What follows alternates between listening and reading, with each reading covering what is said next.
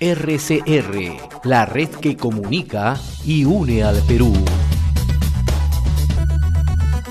Como es habitual en nuestra secuencia RCR Voto Informado, recogemos la propuesta de distintos candidatos en distintos puntos del territorio nacional con miras a las elecciones complementarias 2020-2021 del Congreso de la República. En esta oportunidad es grato recibir acá en los estudios de RCR, Red de Comunicación Regional, al doctor Carlos Mesías Ramírez, el candidato al Congreso de la República en Lima Metropolitana por Fuerza Popular con el número 10. En su momento ha sido presidente del Tribunal Constitucional, es un jurista de nota y le agradezco la gentileza de compartir la invitación. Muy amable. Más bien a ustedes muchas gracias por la invitación.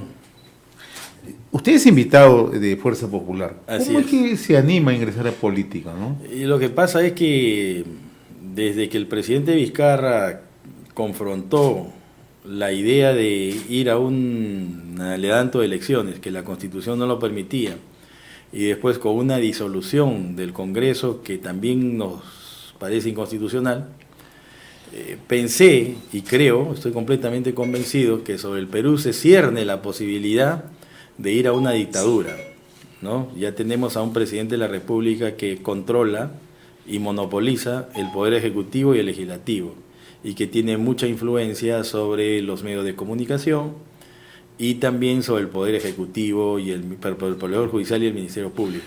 O sea, entonces hay que ¿usted establecer... cree que se cierne una tentación totalitaria de parte de...? Yo creo que sí, hay un riesgo de que podamos también ir a una asamblea constituyente para un cambio de constitución.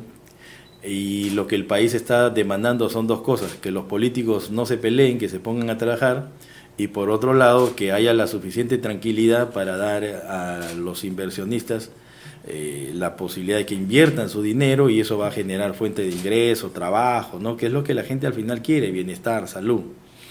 Ahora, su propuesta usted la descansa en dos temas, ¿no? Uno, que es la recuperación de la democracia y el equilibrio de poderes, ¿no? Sí, así es. Y que usted considera que este es un imperativo categórico, ¿no? Bueno, esas son las propuestas en materia de reforma política, Así es. ¿no?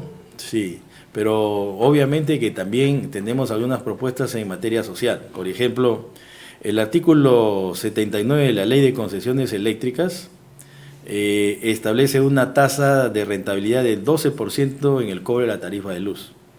Eso fue dado a la hora en que se privatizaron las empresas y además cuando el terrorismo explosionaba las torres, las destruía.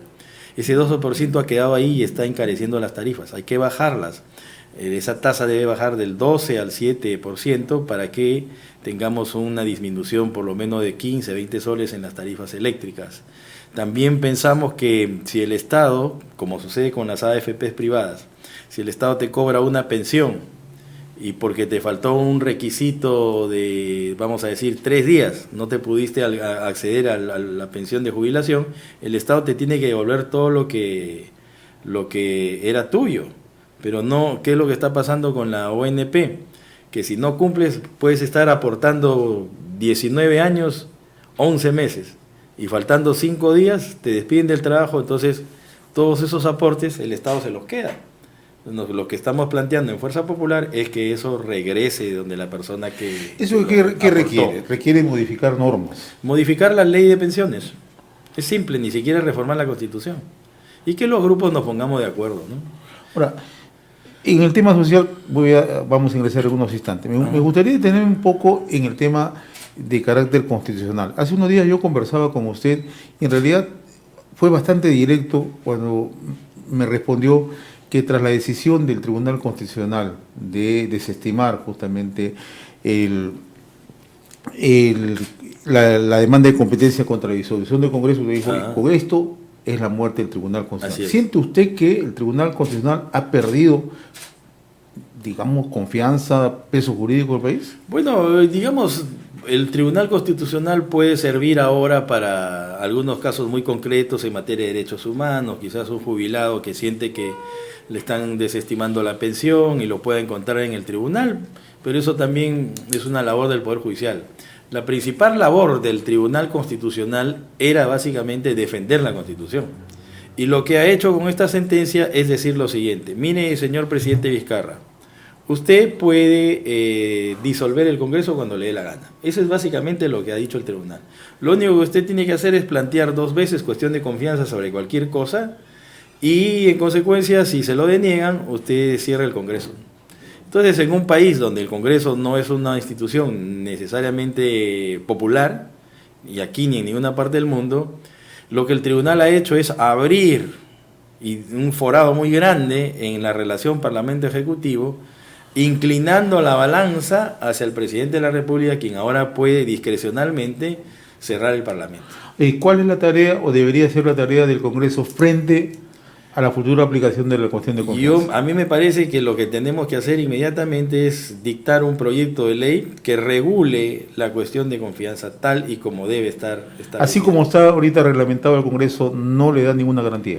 Lo que pasa es que la cuestión de confianza no estaba reglamentada. ¿Ya? Y lo que ha habido es una sentencia del Tribunal Constitucional que en vez de establecer reglas precisas, lo que ha hecho es abrir discrecionalmente la capacidad del presidente de Estado para cerrar el Congreso, y eso es un desbalance en el equilibrio de poderes. Ahora, probablemente quienes nos están sintonizando digan, ¿no? El tema constitucional, el tema de reformas es engorroso. Se lo estoy preguntando porque quiero arribar con esta pregunta, ¿no? La vulneración de la seguridad jurídica en el país, ¿no? Poca gente le pone atención a la seguridad jurídica, ¿no? Usted ha sido presidente del Tribunal Constitucional, es jurista, abogado constitucionalista, ¿no? Y usted sabe que cualquier empresario o cualquier emprendimiento grande en el país pasa primeramente por hacer una evaluación. ¿Cómo estamos jurídicamente? Si se dan las garantías en el gobierno, etcétera, etcétera. Claro, ¿Cuánto fíjese, nos afecta a nosotros? No, fíjese, lo que pasa es que la gente a veces no entiende la importancia de la política, ¿no? Algunos dicen, no, a mí me basta con mi trabajo, y no saben que a veces desde la política te pueden arruinar el trabajo, ¿no? Hay muchos empresarios que en este momento han dejado de invertir. Entonces, si los empresarios, por ejemplo, de la construcción, dejan de invertir, ¿por qué dejan de invertir? Porque no hay seguridad jurídica y no saben lo que puede pasar después de estas elecciones. Si vamos a ir a una asamblea constituyente que nos lleve a un modelo chavista o si vamos a seguir en el modelo que ha sido exitoso hasta la fecha. Entonces el empresario de la construcción dice, no voy a construir.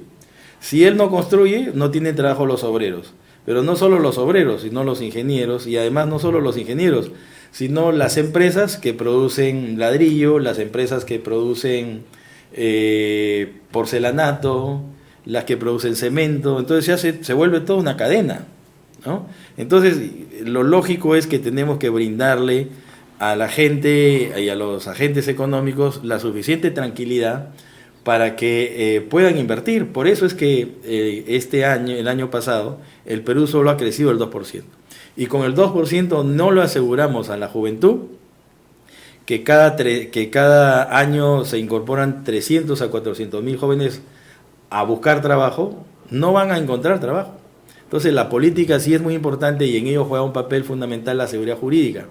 Y la seguridad jurídica también tiene un papel importante en el proceso de administración de justicia, porque la ciudadanía también quiere saber si tiene un problema con una determinada persona, qué seguridad va a tener de que va a ganar en el Poder Judicial. Y con lo que está pasando en el país es prácticamente imposible. Entonces nadie invierte, y si nadie invierte no hay trabajo.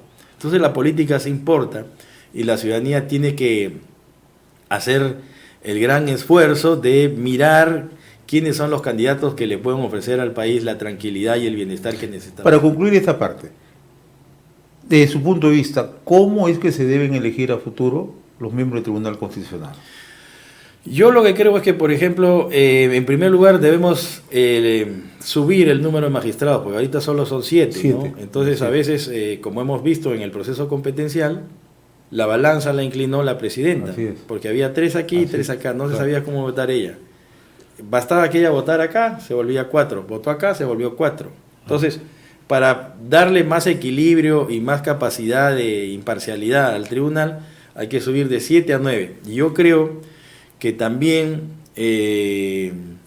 como hemos visto que hay escándalos y la ciudadanía a veces no está de acuerdo con la forma como elige el Congreso a los magistrados, lo que podemos hacer es que el Poder Judicial, que también tiene que ver en el tema de la justicia, incorpore 3, con un proceso de selección que signifique reformar la ley del tribunal, y que el Poder Ejecutivo también incorpore 3, porque hemos visto que al presidente en esta última elección le interesó mucho hasta el punto que hizo una cuestión de confianza de la elección de los magistrados. Entonces, que los tres órganos principales de la Constitución, los tres poderes, ¿no? justicia, legislativo y ejecutivo, sean los que terminen llevando a cabo el proceso de composición del tribunal. Y ya no se le pondría camisa de fuerza a ninguno. Ya no, pues que cada uno vea cómo escoge, ¿no?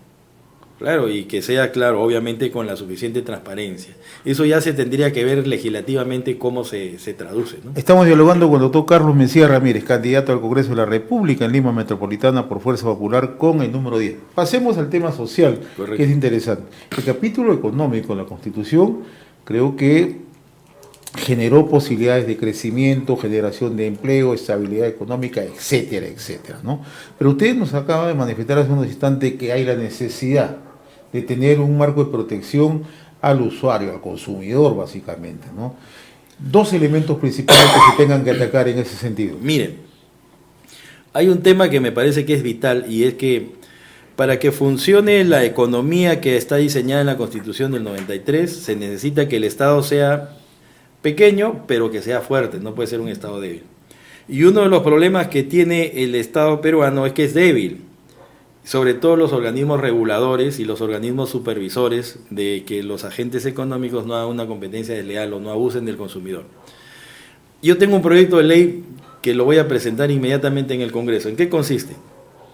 Cuando usted, por ejemplo, está en su casa y ve que el internet es muy lento, que los canales no le interesan, porque quiere pasarse, vamos a decir, de Telefónica a DirecTV. Cuando usted quiere darse de baja del servicio, las compañías call center, que son las que trabajan para estas empresas, lo tienen a uno 40, 2 horas, 3 horas, 5 horas. Mejor dicho, lo aburren para que usted no haga la gestión. Así es, eso lo aburren es lo y real. al final es lo real. Y si por milagro logra hacer la gestión, le dicen, correcto, hemos dado de baja su servicio. Mentira.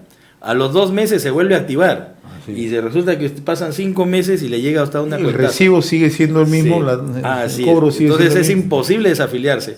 Lo que yo voy a plantear es una modificación o dar una ley en el sentido de que una persona que quiere dar de baja su servicio con Telefónica, Entel, Movistar, lo que sea, claro, lo único que tenga que hacer es presentar una carta escrita a la compañía diciéndole, señor, a partir de la fecha doy de baja mi servicio y que no tenga que pasar por el teléfono. Entonces me parece que con eso podemos ayudar mucho a la ciudadanía a bajar el costo de sus servicios, ¿no? Y que las compañías puedan competir, porque si yo me quiero pasar a otra, no puedo, estoy amarrado, el consulter no me deja y al mismo tiempo, claro, la compañía no le importa bajar el precio porque yo no me puedo ir a la competencia. Yo, por ejemplo, a veces de cable se paga 300 soles, es una barbaridad, para tener teléfono que no se usa, porque ahora todo el mundo tiene celular. Y lo amarran ahora con los famosos combos, ¿no? El famoso combo, y entonces te cobran y dicen, no señor, pero yo no quiero esto. A ver, desafílese, no se puede, ¿no? Entonces, cuando el servicio de internet y el cable, porque el teléfono fijo ya prácticamente no se usa, no debería pasar de 60 soles. Y la gente está pagando 180, 300. A ver, desafílate, no puedes. Entonces, tiene que ser por medio de carta. Yo creo que eso va a hacer que baje el servicio y va a permitir también que la gente pueda movilizarse rápidamente de un servicio a otro, ¿no? Y en cuanto a las tarifas eléctricas que me planteaba usted, ¿cómo funcionaría? Lo que pasa es que el artículo 79 de la Ley de Concesiones Eléctricas establece que las empresas pueden cobrar como tasa de rentabilidad en función de lo que ganan hasta el 12%. Entonces, la ley les permite eso, ¿no?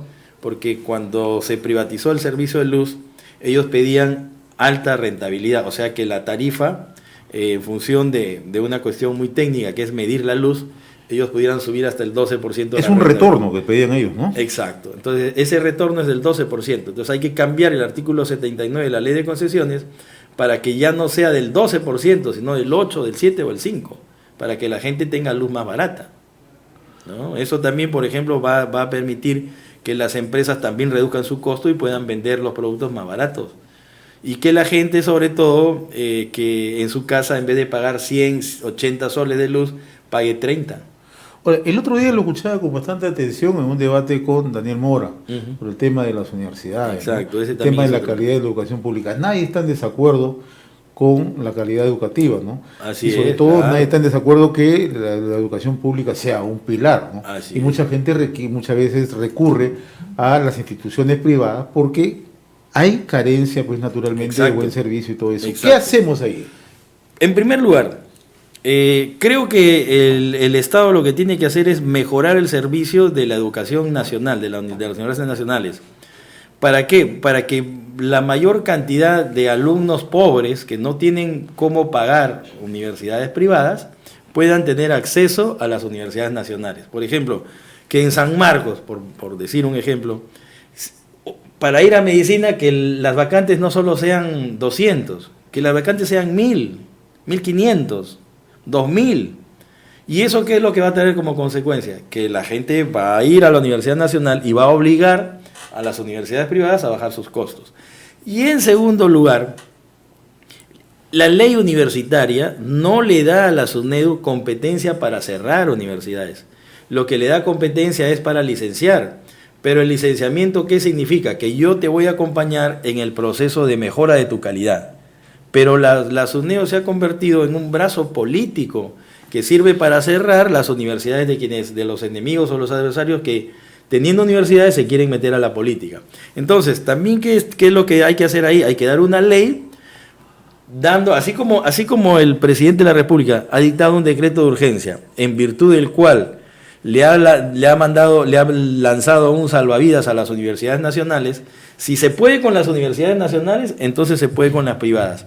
Hay que darle un salvavidas, mediante ley, a las universidades, por ejemplo, a las peruanas, Garcilaso, Universidad Particular de Chiclayo, y otras que no han sido licenciadas, para que tengan por lo menos 5 años más a fin de adecuarse a la ley. Porque el universo no es poco, son 160.000 jóvenes, ¿no? Claro, y además hay otro problema ahí, porque no solo son los estudiantes y los padres de familia que se quedan sino también con los abogados o con los profesionales que salen de esa universidad. Por ejemplo, vamos a decir, la Universidad Garcilaso o de la Universidad de las Peruanas. Acabo de recibirme de la Universidad de las Peruanas, tengo mi título profesional. Acabo de recibirme de la Universidad Garcilaso, tengo mi título profesional. Salgo a buscar trabajo y ¿qué me encuentro cuando voy a presentar mi currículum? ¿En qué universidad estudiaste? En la Garcilaso, en la de las Peruanas. ¿Están licenciadas? No, no, aquí solo vamos a recibir profesionales de universidades licenciadas. Leí en su Twitter eso, ¿no? ¿Eso está ocurriendo? Claro que está ocurriendo. O sea, abiertamente se está discriminando. Como usted egresó de tal universidad, usted no... Y que sabe que ahí hay un lobby muy grande de un grupo de universidades privadas que les interesa cerrar a universidades pequeñas que están empezando a crecer en las zonas más pobres de Lima. Entonces, son básicamente la Universidad Católica, la Universidad de Lima, la Universidad del Pacífico, la Universidad de San Ignacio, a quienes les conviene, ¿no es cierto?, de que estas pequeñas universidades no sigan creciendo. Y entonces, ¿eso qué trae como consecuencia? Que cierran universidades, ellos suben la tarifa, pero además monopolizan a los estudiantes. Entonces, la SUNEDU no tiene competencia para cerrar.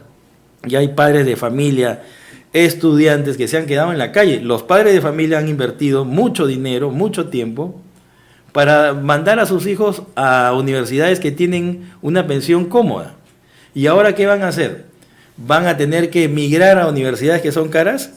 Por ejemplo, los estudiantes pobres pueden ir a la Universidad Católica a pagar 1.500, 2.000 soles de pensión. Los estudiantes de la Universidad César Vallejo, aunque ella ha sido licenciada, vamos a decir, la Universidad Alas Peruanas, donde una pensión valía 300 soles, van a poder ir a la Universidad San Martín o a la Universidad Católica o a la Universidad del Pacífico a pagar 2.000, 3.000 soles mensuales.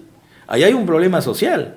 Entonces, la política no es solo cerrar universidades a patadas porque no tienen calidad, sino que la SUNEDU lo que tiene que hacer es supervisar que haya calidad, pero no cerrar y dejar a los muchachos y a los padres de familia. ¿Y usted listó un proyecto sobre esa materia? Claro, definitivamente. Vamos a plantear un proyecto para que estas universidades tengan por lo menos 5 años más para adecuarse a la ley y que puedan garantizar la calidad. Bueno, escuchaba una serie de propuestas porque en realidad esta campaña, si bien es cierto ha sido deslucida, hay algunas propuestas que son rescatables, ¿no? Y creo que esas se pueden consensuar. Escuchaba una propuesta de una candidata, me parece que de Alianza para el Progreso, que decía que parte de la oferta educativa puede capitalizarse con una modalidad que se utiliza de obra por impuestos y podría ser impuesto por becas, ¿no? O sea que las empresas privadas también contribuyen. Es que ahí me está haciendo usted acordar algo que es muy importante. Por ejemplo, la famosa beca 18. Esa creo, no sé si fue creada en el gobierno de Humala o en el gobierno de García, no recuerdo bien. Pero ¿qué está pasando con beca 18? El gobierno está destinando más o menos 1.000 millones de soles para apoyar a los muchachos con talento y con inteligencia, para ir para solventar sus estudios de beca 18. Pero ¿sabe a quiénes están solventando? A los estudiantes de la Universidad Católica, de la Universidad del Pacífico, de las universidades, del que le digo, de este pequeño cogollo. Una élite. Exacto. Cuando ese dinero debería ir más bien, ¿no es cierto?, para... y el propósito ha sido justamente favorecer a los sectores más desprotegidos. Claro, que están a los más pobres, ¿no? Y resulta que este dinero de beca 18 está yendo al cogollo. Entonces ahí también hay que romper para permitir que los jóvenes que con talento, que también los hay en la Universidad de Garcilaso, en Alas Peruanas, en otras universidades, San Juan Bautista, en fin, también allá hay muchachos con talento. Por ejemplo, la periodista Milagros Leiva es de la Universidad de Las Peruanas. Entonces a veces no es tanto la universidad lo prepara a uno para la vida, claro, pero es uno. Así es. El que en el trabajo y en la sociedad es el que ve y decide en concreto. Entonces, ¿cómo es eso? Una periodista tan destacada como Milagros Leiva salió de una universidad que no es licenciada porque supuestamente, como dicen los demagogos, ¿no es cierto?, los que hacen demagogia de este tema, no, es que hay que cerrar con las universidades chicha. Claro, hay que cerrar con las universidades chicha, pero la universidad chicha pues es la que funciona, digamos, en una oficina de 2 por medio. Pero, por ejemplo, una universidad como la Garcilaso, que tiene 65 años de fundada, ¿cómo va a ser una universidad chicha? Por ejemplo, la Universidad de Las Peruanas, que tiene una infraestructura a lo largo de todo el país, ¿cómo va a ser una universidad chicha? Lo que pasa que, ¿no es cierto?, han habido ahí problemas con Joaquín Ramírez, que fue secretario general, tengo entendido, de Fuerza Popular, pero no se debe mezclar la política con la educación. Política ahí. Claro, y no se debe mezclar la política con la educación. Y además porque las universidades son los centros donde se lleva a cabo la investigación científica, y la investigación científica tiene que estar al margen de la política. ¿Por qué? Porque la investigación es neutra.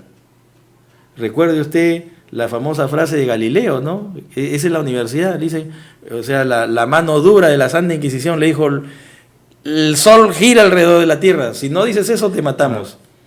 El científico no puede tener encima, el investigador no puede tener encima el poder del Estado, porque si no le va a pasar lo que Galileo, bueno, sí tiene razón, pero se mueve, ¿no? O sea, me retracto, pero se mueve. O sea, al final de cuentas, lo que prevalece en la universidad debe ser la verdad, la investigación científica.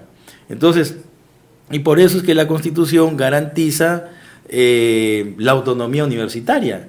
Y la autonomía universitaria en 3 rubros: académico, normativo y sobre todo, ¿no es cierto?, en el terreno de la libertad de cátedra. El profesor tiene que ser libre de expresar sus ideas, y eso no puede ser si entonces la SUNEDU te va a decir lo que tienes que dictar, lo que tienes que investigar. Doctor Carlos Mejía, ha sido sumamente grato tenerlo esta mañana. Muchas gracias, señor Hernández, por la invitación. Y quiero, si me permite, diríjase, por favor, con mayor gusto, dirigirme a la población, sobre todo a los padres de familia y a los estudiantes que han quedado abandonados por el Estado, que nosotros vamos a recuperar la posibilidad y la esperanza. No les quepa la menor duda que el primer día en el Congreso vamos a plantear que se declaren nulas las resoluciones de la SUNEDU que han cerrado universidades, y vamos a prorrogar el plazo de licenciamiento de las universidades cerradas para que éstas puedan adecuarse a los estándares internacionales de calidad que pide la SUNEDU. Pero eso no significa cerrar. La SUNEDU tiene la capacidad para acompañar en el licenciamiento, pero no para cerrar, y por eso les pido que este día domingo marquen la calle, escriban el 10, soy Carlos Mejía, expresidente del Tribunal Constitucional. Estuvo con nosotros el doctor Carlos Mejía Ramírez, candidato al Congreso de la República en Lima Metropolitana con el número 10 por Fuerza Popular. RCR, la red que comunica y une al Perú.